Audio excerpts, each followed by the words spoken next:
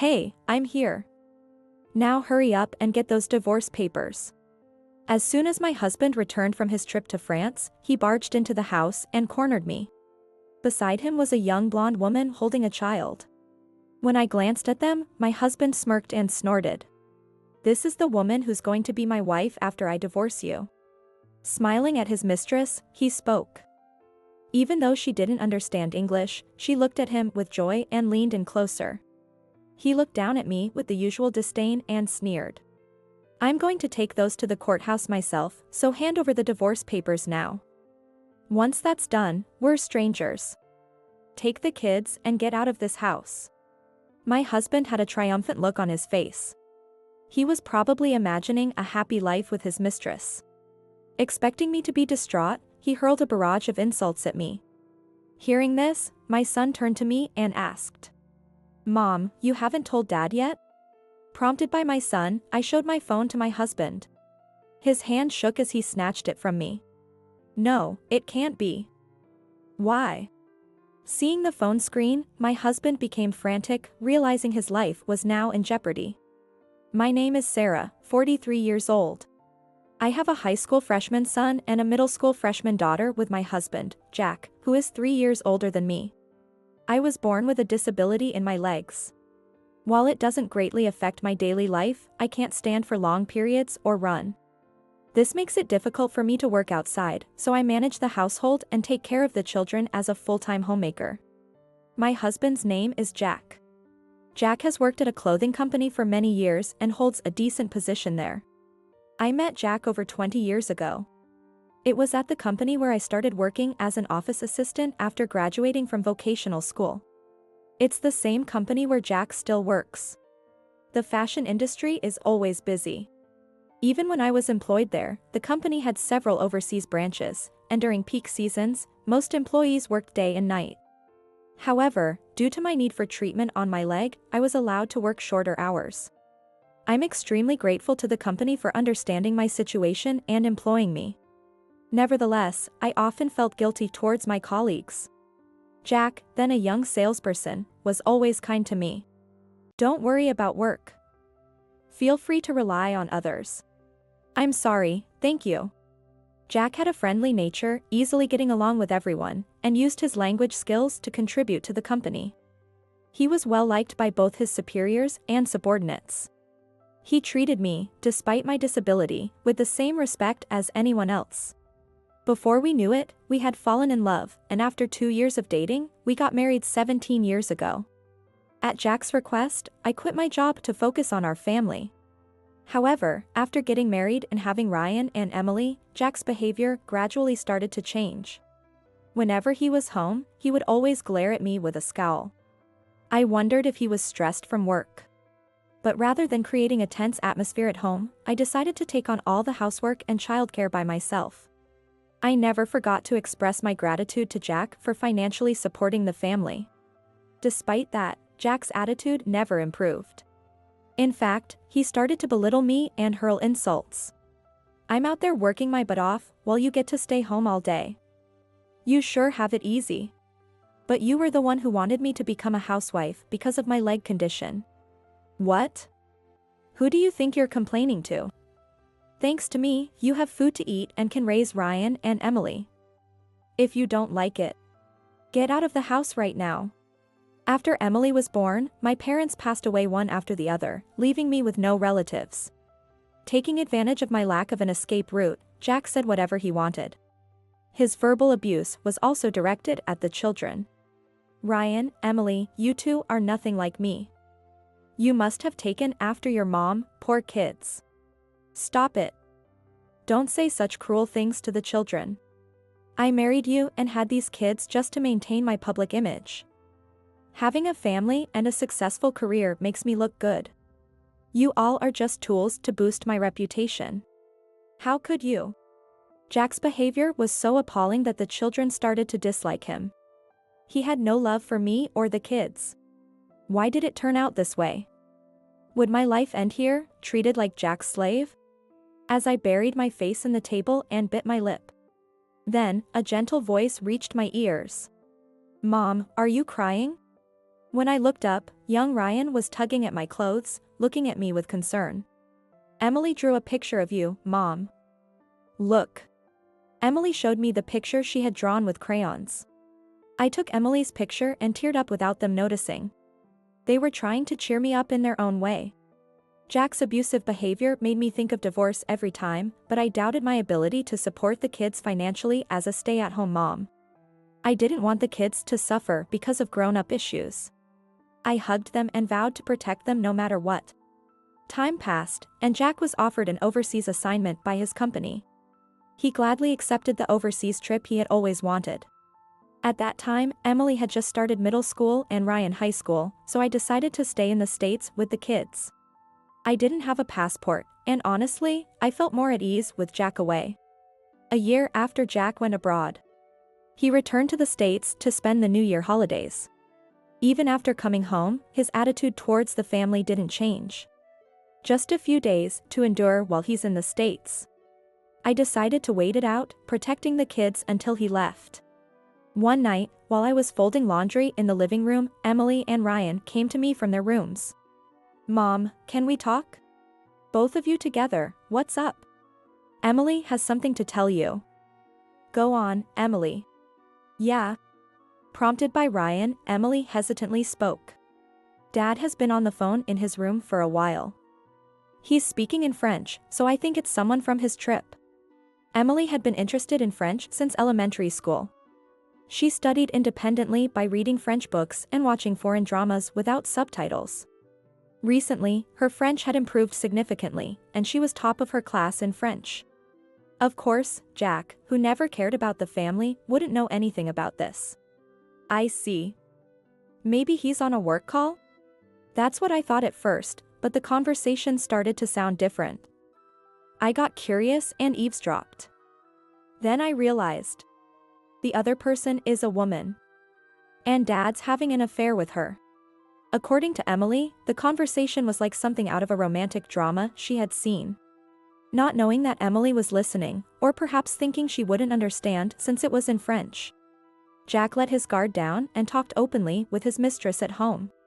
I was shocked by Emily's sudden revelation, and my hands stopped folding the laundry.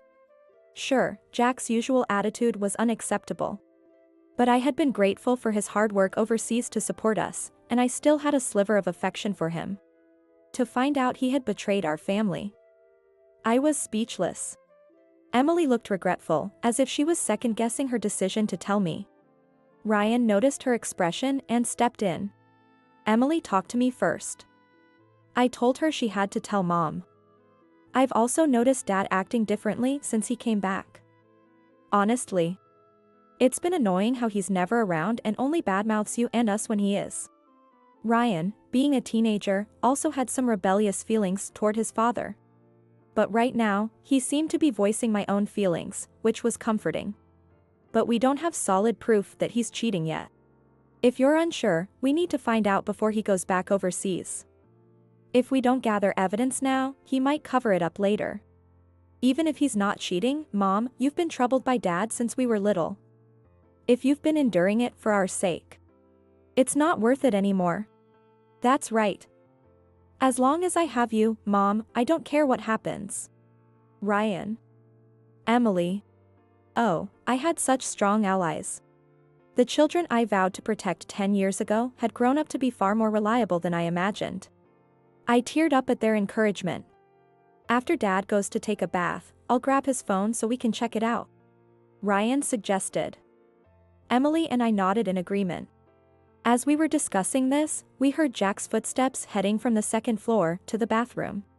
Ryan seized the moment, grabbed Jack's phone from his room, and brought it to us. Since Jack had just been on a call, the phone wasn't locked. Urged by Emily, I opened the messages and found an icon of a woman with long blonde hair from behind.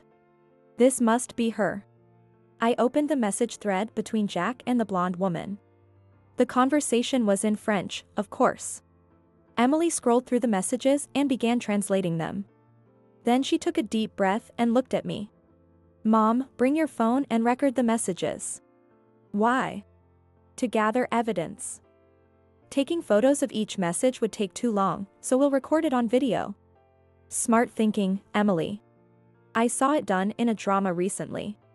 I wanted to ask what kind of drama she was watching, but there was no time for that. We needed to gather as much evidence as possible before Jack finished his bath. I started recording with my phone's camera as Emily navigated through Jack's messages, photo folders, and call logs. Our evidence gathering didn't stop at that night. We continued the next day and the day after. Emily recorded phone conversations between Jack and his mistress and translated them for us, while Ryan took any opportunity to check Jack's phone. By the end, we had amassed a substantial amount of evidence. I think we have enough proof now, Ryan said, returning Jack's phone to its original place. Dad really was cheating. What a jerk. Mom, what are we going to do now? Both Emily and Ryan were filled with disdain for Jack. Given the situation, I knew we couldn't continue being a family with Jack. A surge of pent-up anger towards Jack overflowed within me. He was leaving for the airport tomorrow. I had to talk to him before then. Thank you, both of you. I'll talk to him first. Mom, are you going to be okay? I can't keep relying on you. Besides, I have a plan. While we were gathering evidence, an idea had come to me. To carry it out, I needed to confront Jack. That night, I went to Jack's room. Honey, I need to talk to you. Is now a good time? I knocked on the door, and Jack answered with a scowl. What is it? Make it quick, I want to go to bed. All right. I'll get straight to the point. You're having an affair, aren't you? What? That's ridiculous, what are you talking about? He was taken aback, clearly not expecting such an accusation. I found the proof on your phone. I have all the data, so you can't deny it. What? You went through my phone? That's an invasion of privacy. That's not the point right now. Admit it, you're having an affair. Ugh. Yeah, fine. There's a woman in the country where I work. She's young and beautiful, unlike you. Jack casually confessed to the affair. Without showing any remorse, he acted as if cheating was completely normal. You rely on me and don't work. So what if your leg is bad? If you can't work, you should respect me more. You didn't even come with me on my trip. You're not supportive enough, which is why I looked elsewhere. I didn't go because the kids were starting new schools. Enough, I don't care. Fine, I'll divorce you.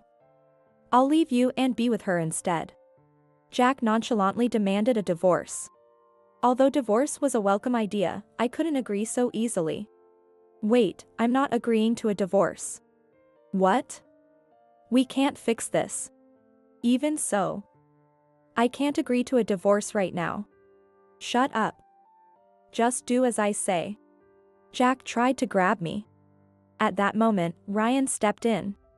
Stop it, Dad. Ryan, you heard all this? Yeah, both Emily and I know about your affair. If you try to get violent, we'll call the police. Don't get cocky. Kids should listen to their parents. Jack glared at Ryan and shouted, but Ryan didn't back down. I don't care about myself, but Mom said she doesn't want a divorce right now. You messed up, so why do you think you can just demand a divorce? Well. Jack was momentarily thrown off by Ryan's argument. Taking advantage of the moment, I made my demand. Ryan's right. We can't divorce now. But, give me a year. During that time, we'll work out the details. Then we can divorce. Really? Fine, but a year from now, we divorce. Nothing else. Anyway, I'll be overseas for most of that year, so I won't have to see your faces. With that, Jack packed his bags and left the house. The next day, I checked the mailbox and found a green paper carelessly thrown inside. A note was attached, with a message from Jack. I've signed my part, so get ready. Jack had left the signed divorce papers for me. To prepare the divorce papers on the day of departure, he was serious about ending this. In that case, I wouldn't hold back anymore. I called Ryan and Emily into the living room and had them sit at the table. I felt truly sorry for dragging them into this mess. I sincerely apologized to both of them. Then, we discussed what would happen next. Of course, I would be the one to get custody. You might face some hardships, but I promise I'll do my best. Don't overdo it, Mom. We'll help out too, right, Emily? Absolutely. Despite everything, they had grown up healthy and straightforward. Ryan and Emily, thank you so much. We looked at each other, trying to hide our anxiety with smiles. Dreaming of a day when the three of us could laugh together. By the way, Mom, there was a reply to that message. Emily showed me her phone screen. Reading the message, I felt a renewed determination. Since then, I only communicated with Jack regarding the divorce. When I brought up child support and alimony, he resisted at first. But when I insisted that I wouldn't sign the divorce papers without it, he quickly agreed. Jack had a high-paying job and significant savings from before our marriage. He probably calculated that even after paying, he could still live a comfortable life. He was eager to pay whatever was necessary to finalize the divorce. As the promised year was nearing its end, Jack sent a message. I'm coming back to the States for New Year's. Get the divorce papers ready. It seemed he was returning to the States. The time had finally come. I had spent the past year preparing something, sacrificing my sleep every night. All right, Jack, come back whenever you're ready. As planned, Jack returned to the States and came to the house. Hey, I'm here. Now hurry up and get those divorce papers. Jack demanded the divorce papers from me. Beside him was a young blonde woman holding a child. When I glanced at them, Jack smirked and snorted. Let me introduce you. This is Elena. She'll be my wife after I divorce you. And who is this child? This is our child, Leon. Jack had a hidden child with his mistress, Elena. But I wasn't surprised. A year ago, when I saw the photo folder on Jack's phone, there were pictures of Elena holding a newborn. The child, Leon, had distinctly foreign features, clearly Elena's child. I had suspected Jack was the father, and my suspicion was correct. I'm divorcing you to be with Elena. Jack smiled at Elena as he spoke. Elena, who didn't understand English, looked at Jack and smiled happily. I'm taking these to the courthouse myself, so hand over the divorce papers. Once that's done, we're strangers. Take the kids and get out of this house. Jack said triumphantly. But I was unfazed and showed him the completed divorce papers to keep him from escaping. The divorce papers are filled out.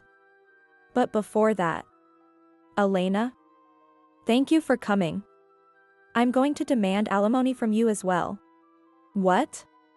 You never mentioned that. Jack hastily interrupted my words. Yes, over the past year, I hadn't mentioned anything about his mistress. I knew that if I didn't, a complacent Jack would likely bring her along to show off.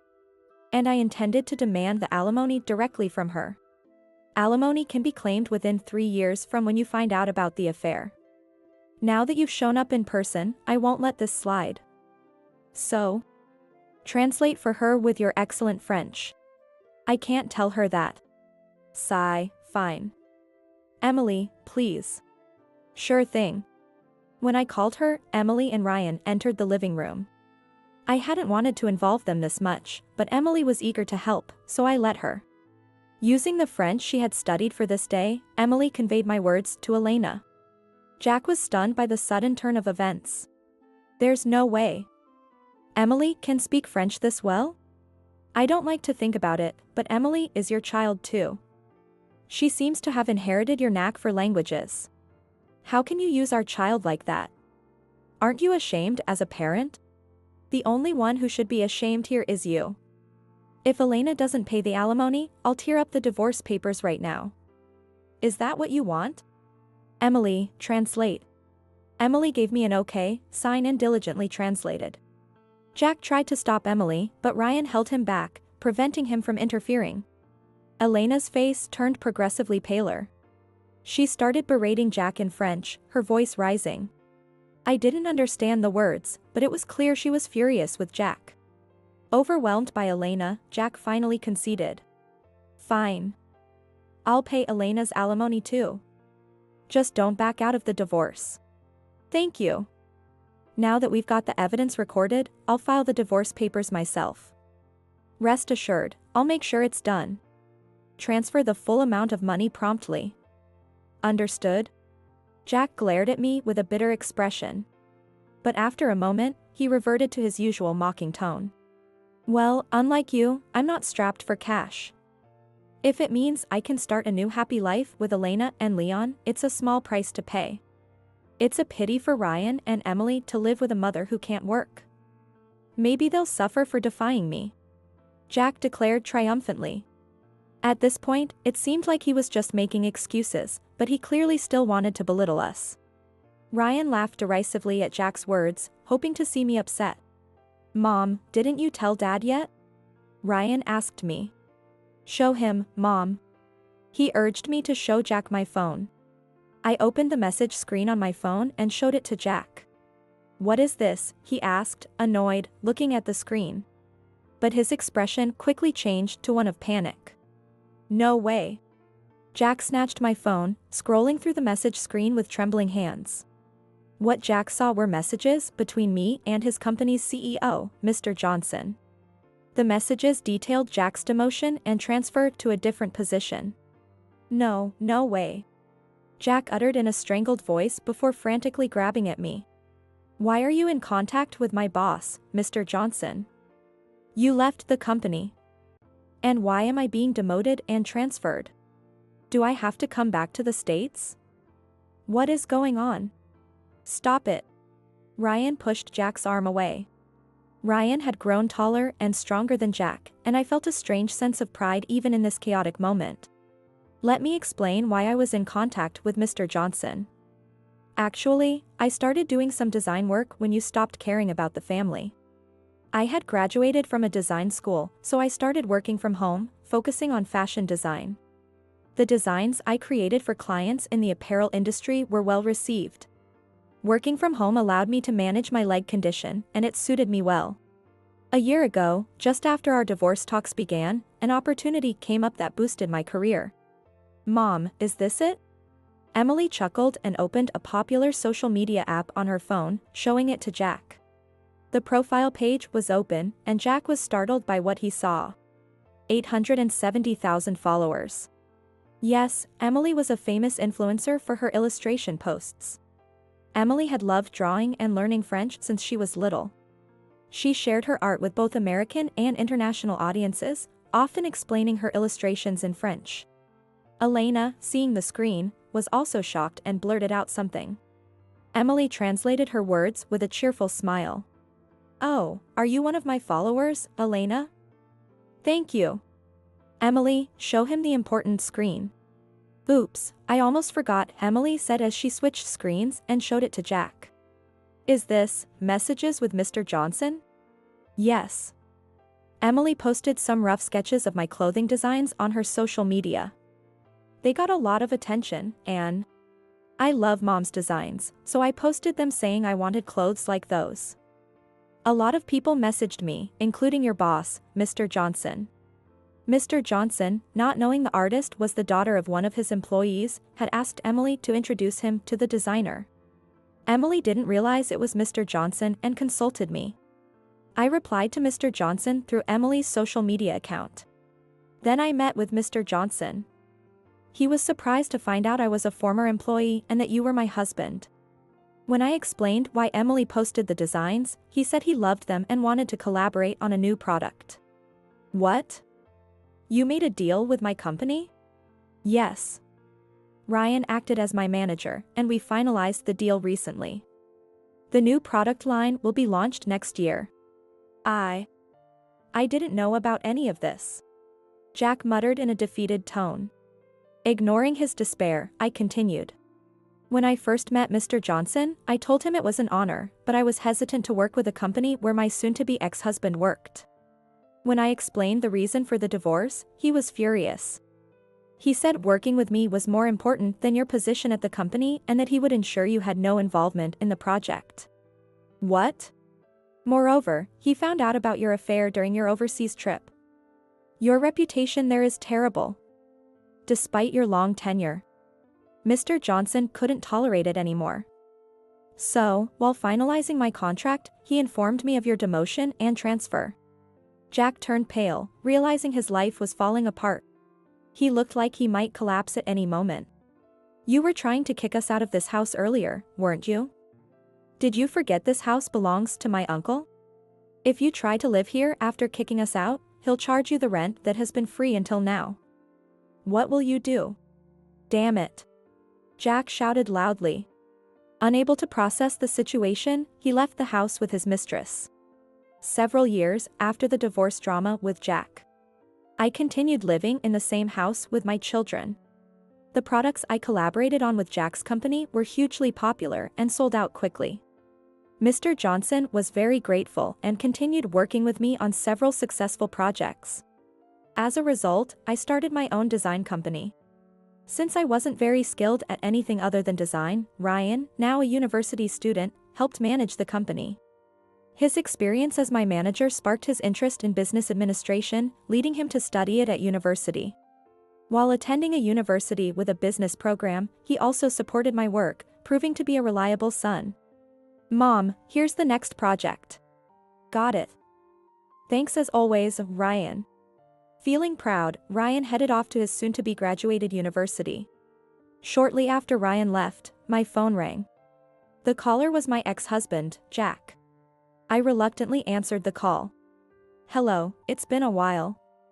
What do you want? It's not just, what do you want? What have you been letting Emily draw? Jack's voice, which I hadn't heard in a long time, was a mix of anger and despair. Because of you and Emily, I'm a laughingstock everywhere I go. What are you going to do about it? No wonder Jack was furious. Actually, Emily had turned our divorce drama into a comic essay. The realistic and messy story drawn by the popular illustrator became a hit, and many people read Emily's work. Somehow, it got out that Jack was the man in the story, and he became a subject of public scorn. Elena, who had come to the States to live with Jack, grew tired of being ridiculed and abandoned Leon, leaving him with Jack before returning to her home country. She has been unreachable and remains missing to this day. Elena left, and I've been raising Leon alone. But recently, Leon got sick. He's fine now, but when I saw the blood test results, Leon is blood type AB. Given that Jack is type O, he must have realized he had been deceived by Elena all along. I felt sorry for Leon, but Jack's situation seemed like karmic retribution. Elena and I are practically over.